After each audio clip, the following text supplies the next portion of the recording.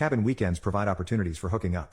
Well, I thought to myself, that was the first time I've ever flashed someone who was engaged. I pushed back the slight embarrassment I felt and put on my suit, trying to remember if Lauren had been nearby when I said I was going to get changed. If she had, then that was no accident. Lauren was waiting outside, apologizing profusely as we walked back to the cabin. I assured her it was no problem and that she needn't be embarrassed. My friend Andrew was waiting with his girlfriend Lisa and asked if I wanted to play some cards. Lauren jumped at the opportunity to be my partner despite not knowing how to play the game. The next hour, we got our asses handed to us, but I could hardly focus on the game. Lauren was sitting across from me and our legs kept making contact under the table. Every time it would happen, she'd look at me and blush slightly. Andrew and Lisa were oblivious to everything in the world but winning the game, including the numerous times Lauren adjusted her bikini top. At one point, she untied the top to readjust it and her top slid down slightly, exposing just a hint of her nipple. She glanced at me before fixing it, seeing me notice, because I had already been staring.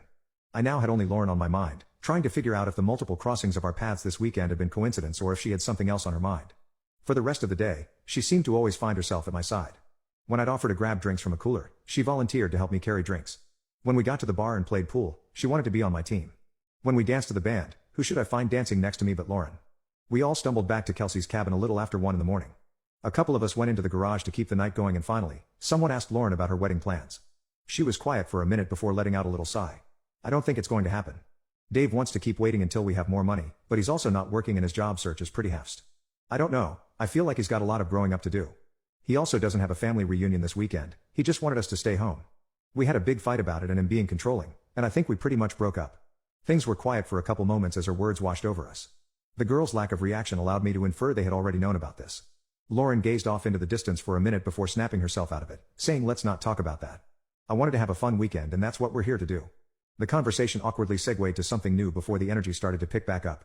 The conversation switched to intimacy and we started talking about some of our preferences, ideal number of times in a week, SS or no splay, preferred positions, before Lauren asked the girls, do you remember how hot we used to be? Are we at the hottest we'll ever be again right now? I kinda scoffed a little at that and I felt a bunch of girls turn their heads towards me. Did you have something to add, you/Roy fucking Kent one? Asked Kelsey. I realized I had stepped into a conversation I didn't exactly want to be the focus of, so I stammered my way through an answer. Well, I mean. Yeah, you guys were really hot, hey let me finish. As the girls interjected angrily.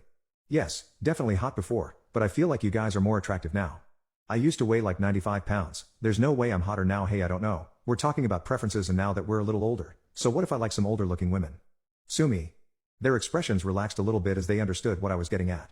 I was feeling a little bold now and added, probably unnecessarily, I mean look at Lauren.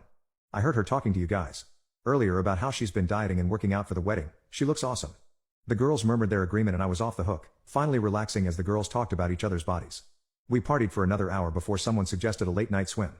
A group of people broke off from us, calling it a night, while Kelsey, Andrew, Lisa, Lauren, and myself walked down to the water. We stripped down to our underwear and I watched Lauren's SS bounced in her thong as she threw herself off the dock before following. Lisa and Andrew immediately swam away from us to have some alone time. The water was a lot colder when the sun went down, so I climbed up onto the large raft to stargaze. The stars at Kelsey's cabin are some of the best I've ever seen. No trace of light pollution lets you see a huge portion of the Milky Way and the occasional shooting star. I heard Kelsey get out of the water, saying it was too cold and asking Lauren if she was coming or staying. She said she'd stay for a little bit before coming up and a couple seconds later, she was pulling herself onto the raft. She laid down next to me and we sat in silence, pointing out shooting stars and just enjoying each other's company. A giggle and a small splash of water indicated that Lisa and Andrew were going back to the cabin, leaving us alone in the lake. Lauren rolled over onto her stomach so she could look at me. She had a small smile on her face and pointed at the retreating bodies walking up the hill. I turned to look and immediately felt her hands on my shoulders as she rolled me into the water. That wasn't very nice, I muttered as I resurfaced, standing in the water and leaning against the raft. She laughed and looked down at me. Still cold? Nah, it's not so bad once you start getting used to it. You should come back in. I paused, having a quick mental debate in my head, before adding, if you get too cold, I'll keep you warm. Lauren immediately moved to get into the water. We swam around the raft together, lightly splashing each other and laughing, before she abruptly turned to me.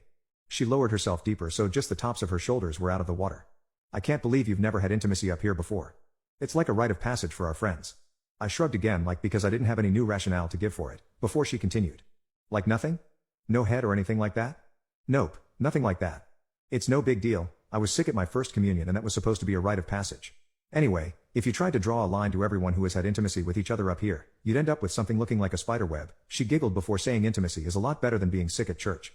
She was quiet for a second before asking, did you mean what you said in the garage? I said a lot of things in the garage. About me looking good? She asked shyly. Are you kidding, Lauren? You look awesome. I wasn't lying when I said you're as hot now as ever.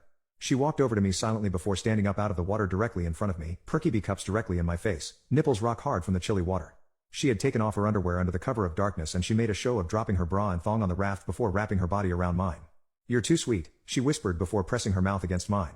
I grabbed as her SS underwater and pulled her body closer to me. Lauren's fingers wrapped themselves in my hair as I lowered my mouth to her jawline and neck, listening to her moans in my ears. I kissed her again as her tongue slid into my mouth, gently grazing my lips before flicking against my own tongue. She pressed her hips into mine before detaching herself and climbing onto the raft with me immediately behind her. I began to follow her lead in laying down, but she stopped me, instead. Wrapping her fingers along the waistband of my underwear and pulling down.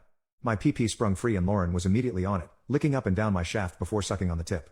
I let out a groan and put my hand on the back of her head and she moaned before taking me deeper into her mouth.